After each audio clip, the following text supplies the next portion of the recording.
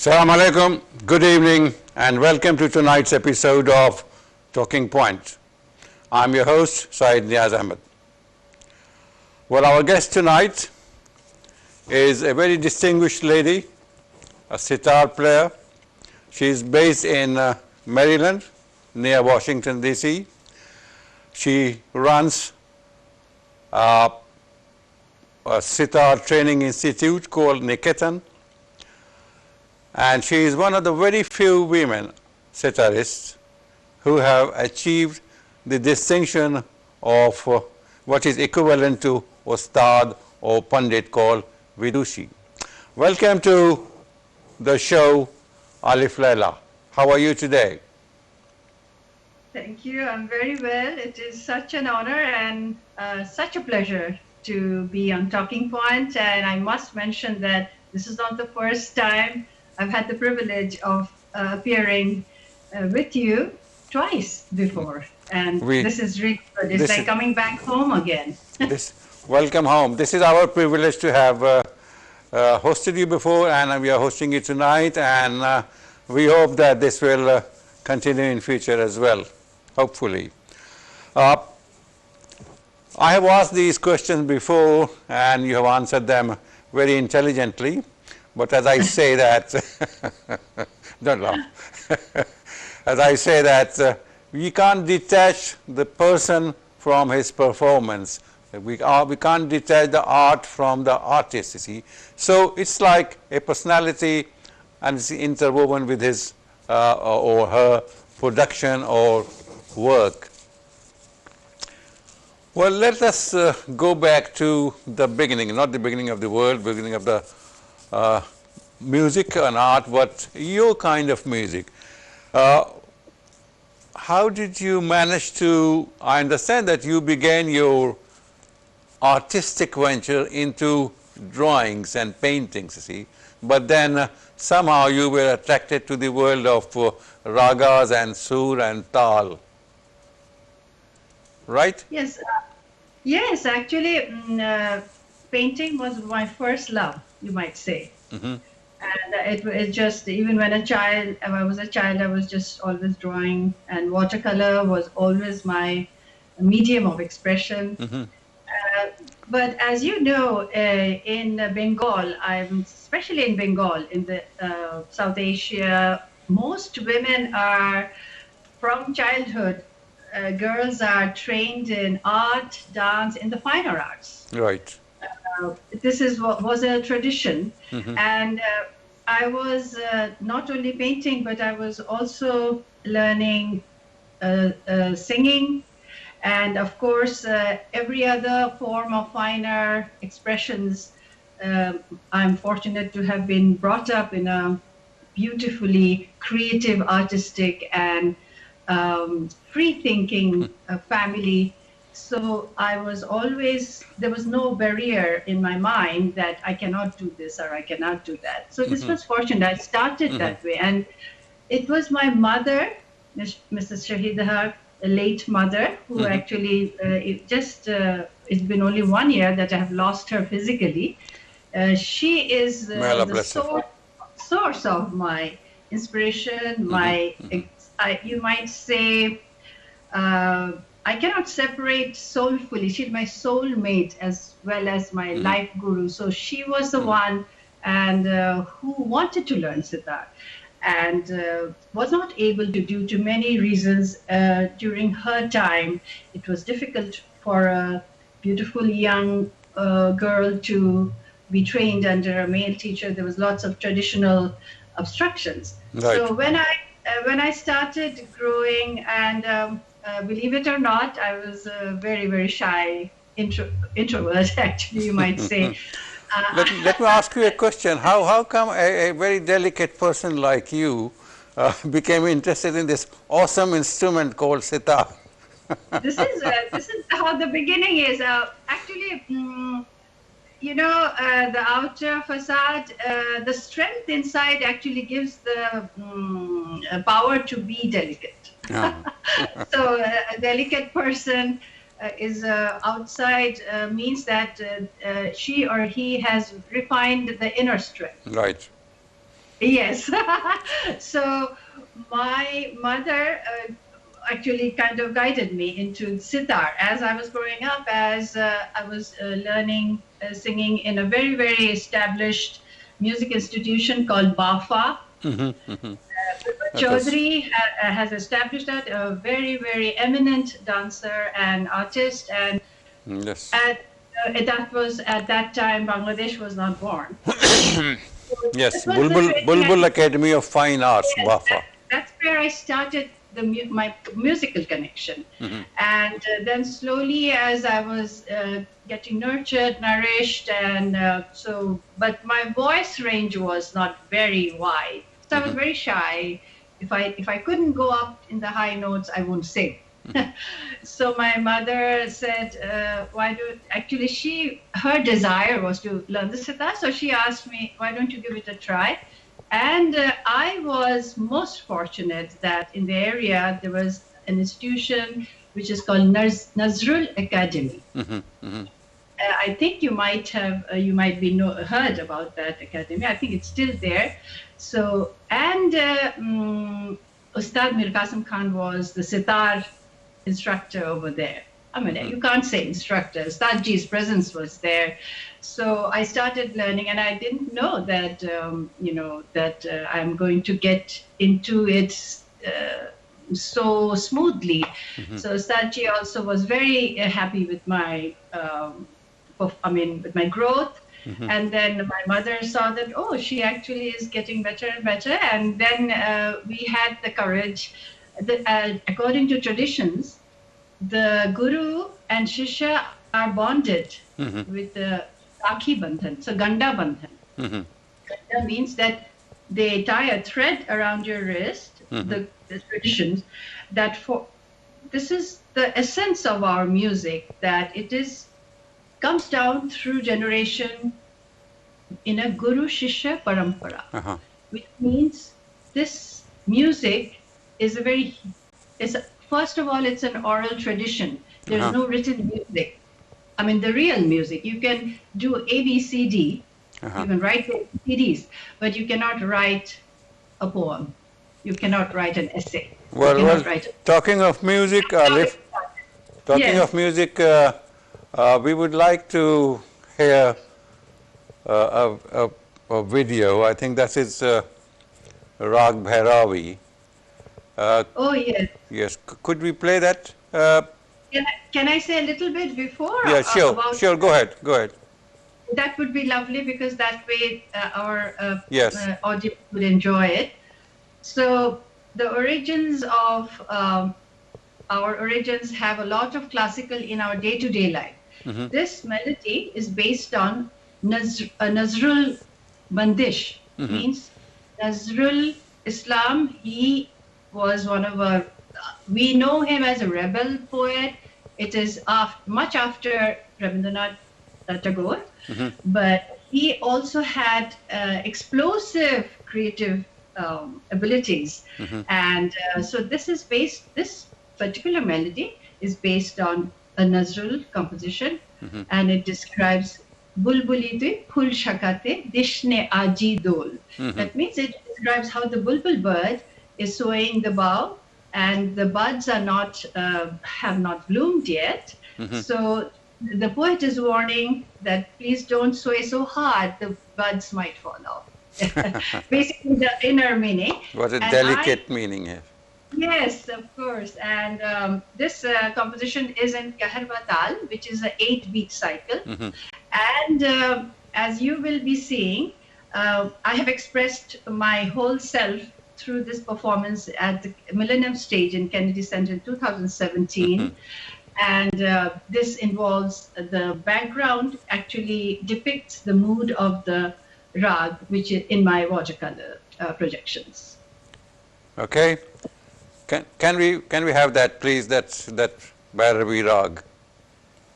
Thank you.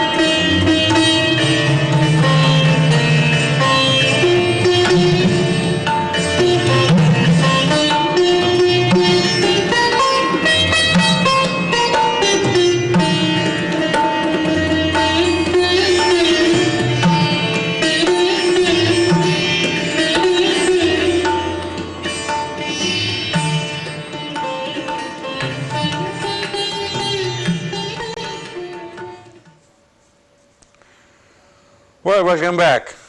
That was Rag Bhairavi played by Alif Laila at Kennedy Center, was it? Yes, Right. Day. We do not have much time, so if you can, you can describe what went through your mind at that time, see. That time, actually, this is a good question. Usually, the mind is not conscious. It's like a meditation, Right. honestly. And you become one. In the beginning, you remember a lot of things, but as you play along, you forget yourself. So there was no mind, in the sense of the mind and the body and the melody. If you can remember, that means the oneness was not as much. So basically, before I'm aware, I'm conscious, I hope, I'm nervous or whatever. But once I embark, I step into the sea. It's almost like to dip yourself into the sea, and there will be little hurdles here and there because we still are contained in a body, in a physical body. But to the utmost level, you actually immerse your mind and body. It just takes you because it's the melody which is the master, and I'm just a slave, me, the tabla, the tones, and we try our best to please the highest form of energy, which is music. Thank you. They said that there is a time for every rag. We will talk about that in our second segment. Why time influences the mood? Why weather influences the low caste and high caste.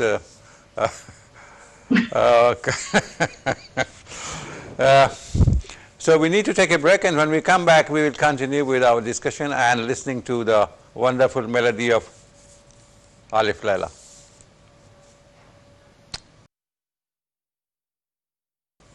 Welcome back. Just before the break, we were talking to Alif Laila, the famous sitarist. We listened to one of her performance, the Rag Bhairavi. She explained a little, and we'll talk about different ragas.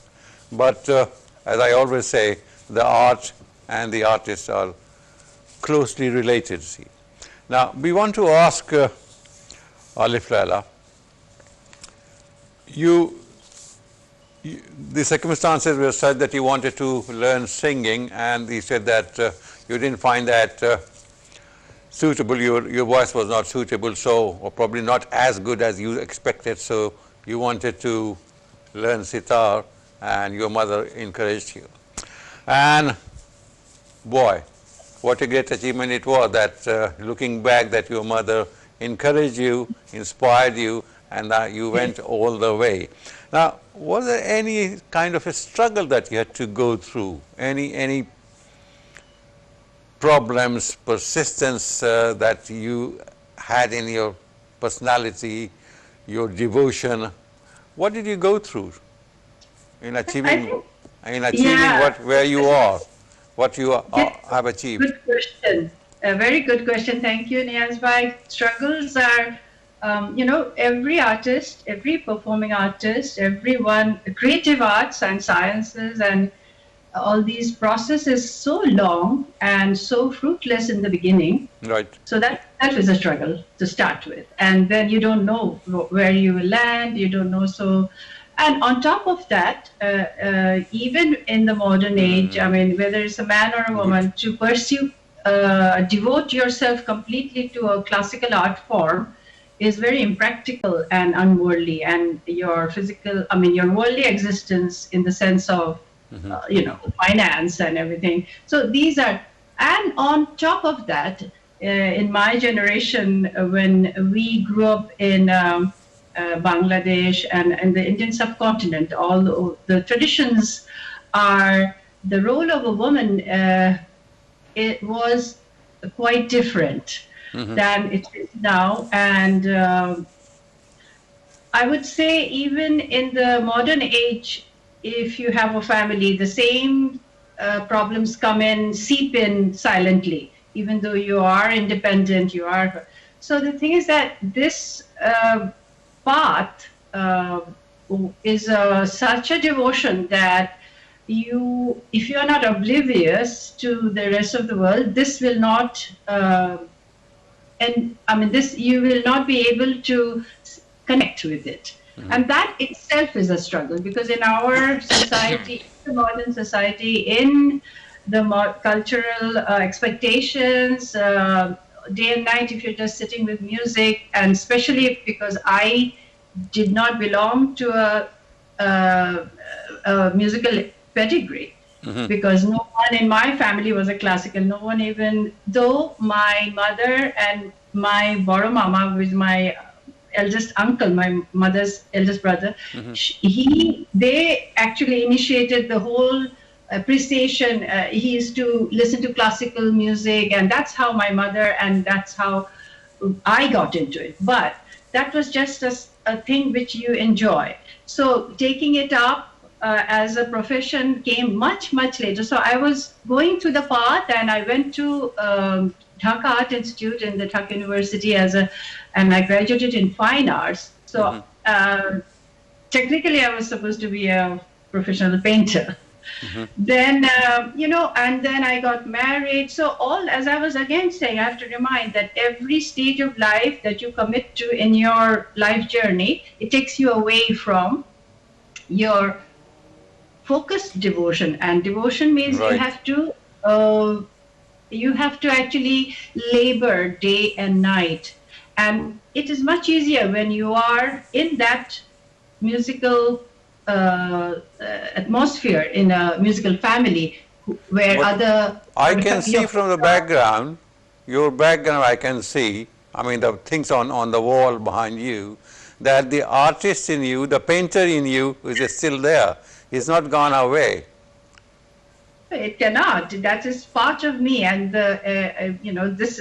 So all of the, as we going back to the struggles. So that's how all the struggles came. Childbirth, as much as I welcome, but I had to put the sitar in the back shelf. So that itself puts a lot of hurdles, and family life, then changes in life. All of these practical and personal struggles become struggles, and it is. You have to be physically, mentally, continuously focused to achieve what you want to, which is there is no syllabus in it. Can you explain in one sentence how do you integrate music, art, and in your life, and they're all in one, one aim, one path? Yeah, actually, Niyaz, this has come after going through that path. Because I, from head to toe, I am an artist, a poet, a philosopher, a painter, whatever you say. Artist in the sense of a much larger form. Artist doesn't have to hold a brush sometimes. A poet is an artist, an actor is an artist. You have to have art in the sense of the soulfulness of life, which we cannot connect to all the time due to our challenges, our practical challenges. Still be soulfully connected to that essence of life is an artist.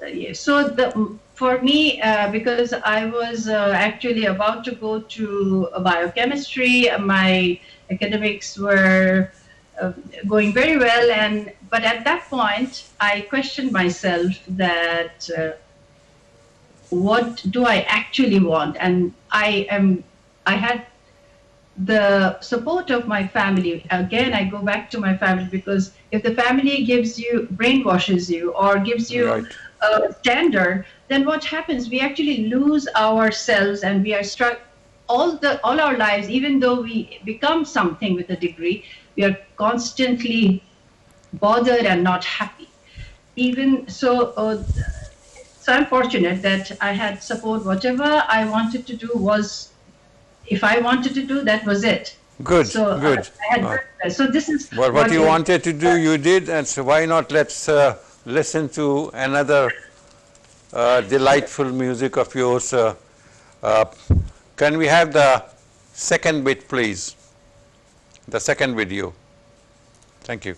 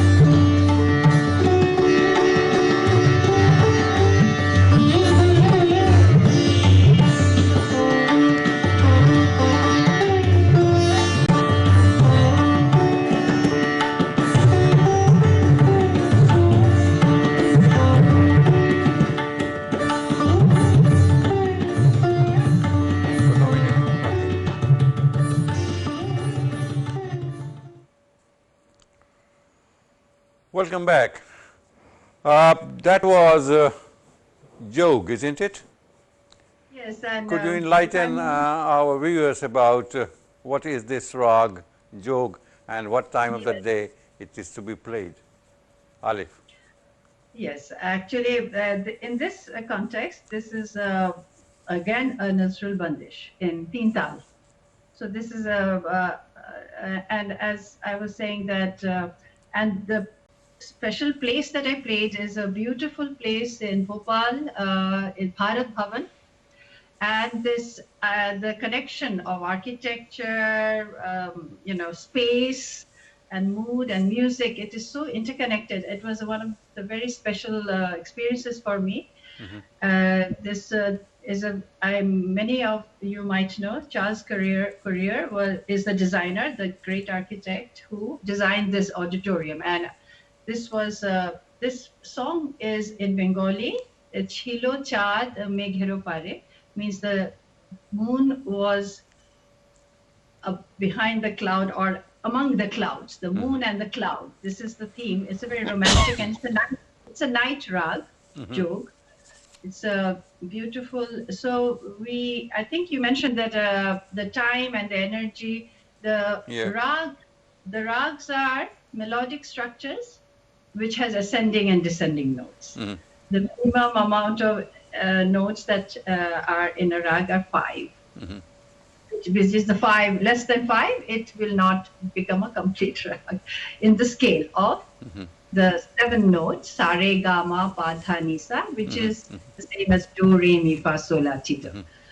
And in the rag has these combination. So when there is a pitch played, there is an energy of that pitch. So the combination of those pitches, the notes in the scale, creates another energy with combined together. And then comes the characteristic phrases. Like there are certain combination of notes which actually symbolize a rag. Right. So sometimes the rag has all 7 notes in the ascending and descending. Sometimes it has 5 notes ascending and then 7 notes descending. Sometimes it has 6 notes, and then the scale, the notes itself does not symbolize the rag. You can play the scale and the right notes, but the rag is not there because it's just the points that you're putting down with the pencil. But you actually draw something. The lines, the way you draw the lines between the points, if you can visualize it, the scale, the pitches, the scale, sa, re, ga, ma, and then how do you play the sa to re? And the most important part of understanding a rag is the mead, which is the lateral pulling in sitar, and in the voice it's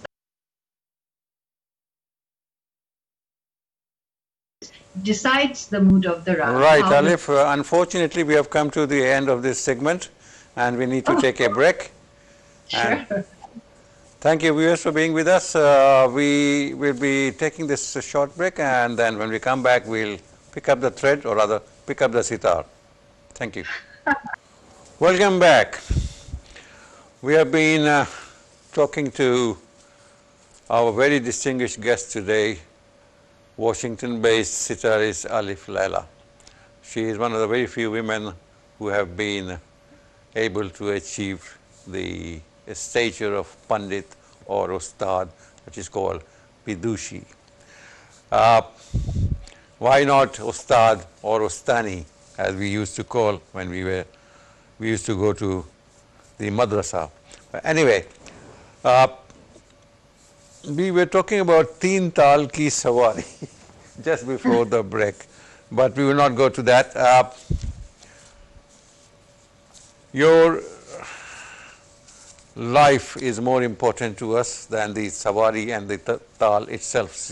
How do you integrated life, music and art in a foreign country, see, where it's not our kind of music, see, because I read somewhere that perhaps the Western music is so different that they don't have these ragas or something. They don't have the ragas, or they don't have the sur or something. There should be sur, because which is different.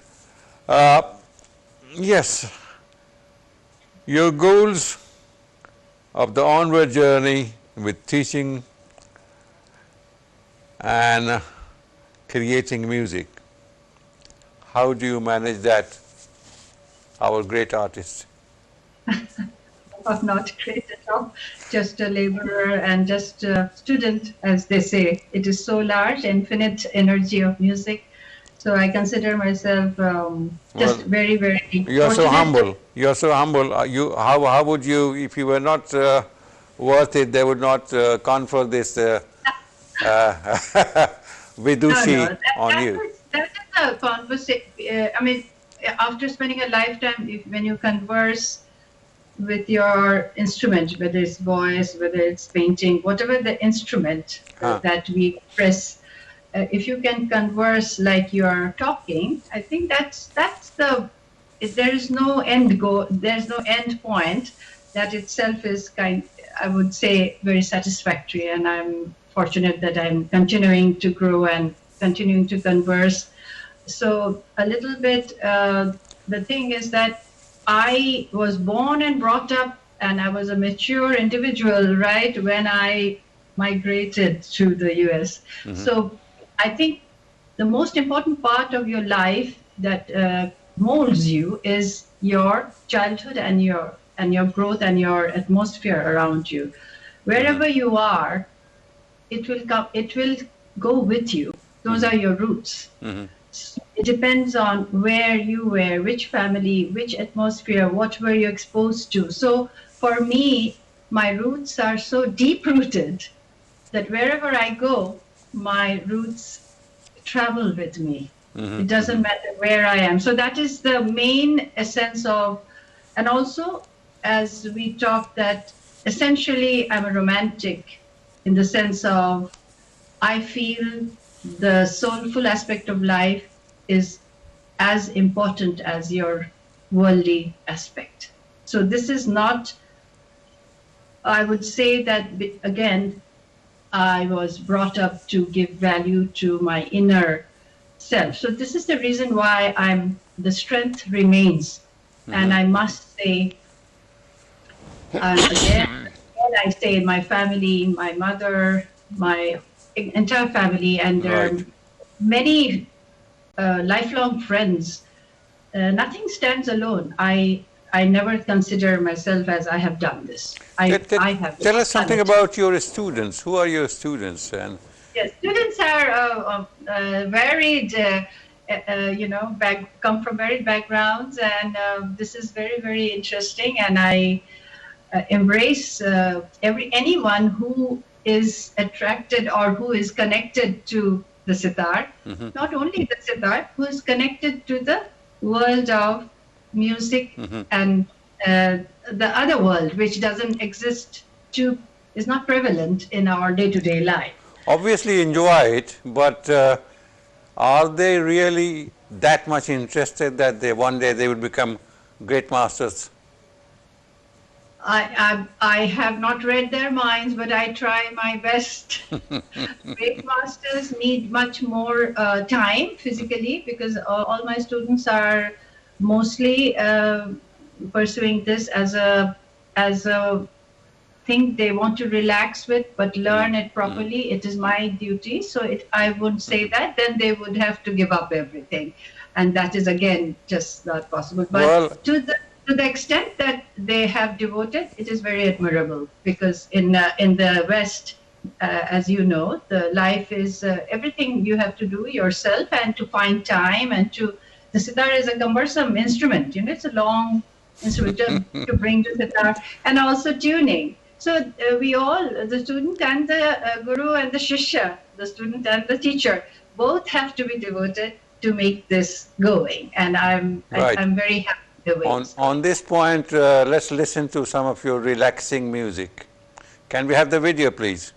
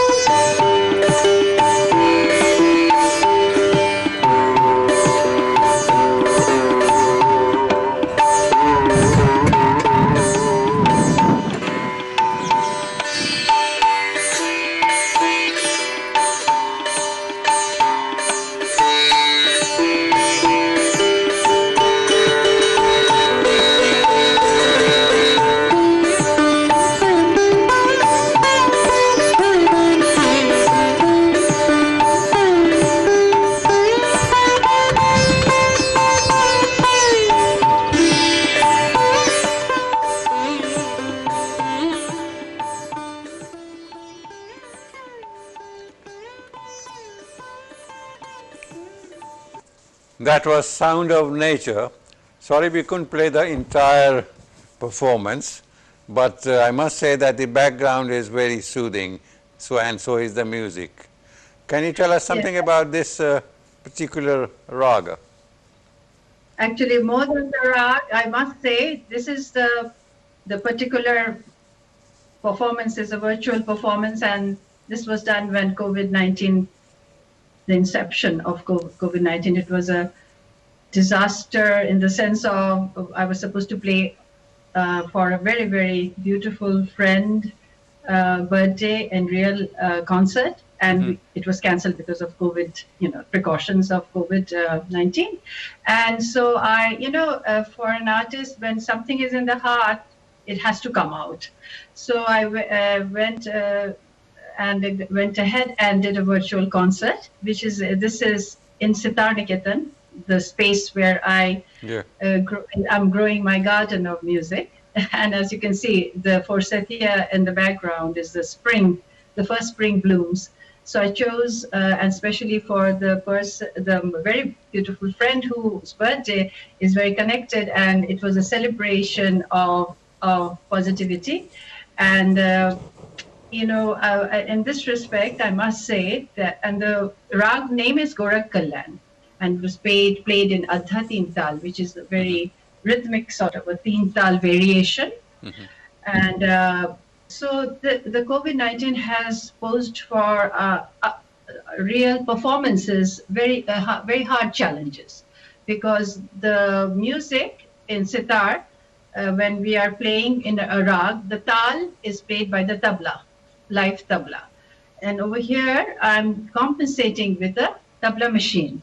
So all of these, the compromises are immense, because the conversation of the sitar and the tabla are like together makes the music grow and to come to the full form. But when you need to adjust, and if I say, oh no, I cannot play without a live tabla, then we have all these months since March, there would be no performances. Even the virtual performances I've done for an international classical festival, I've done many online virtual. I had to adjust, and I had to. So these adjustments. We would like to see at least a little bit of your performance at UNESCO. Okay. Okay. Can you have that, please?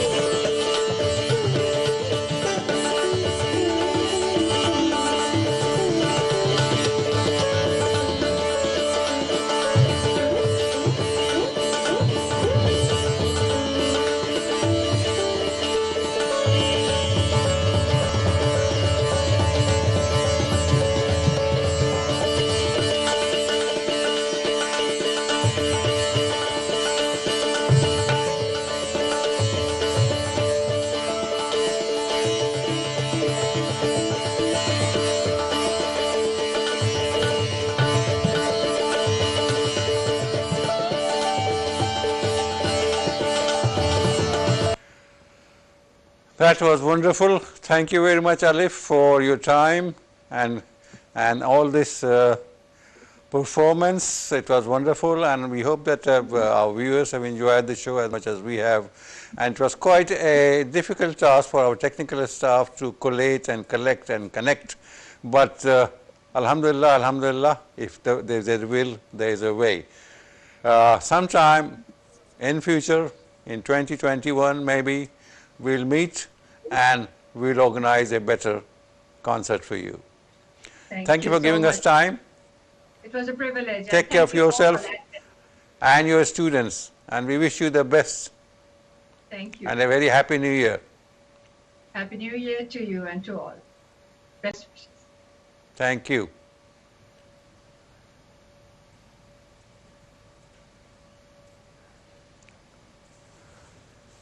Don't go away.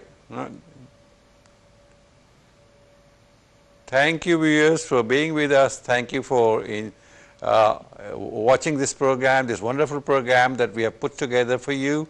And it was quite an achievement for our technical staff to put everything together, the videos, the artists, and to get everything.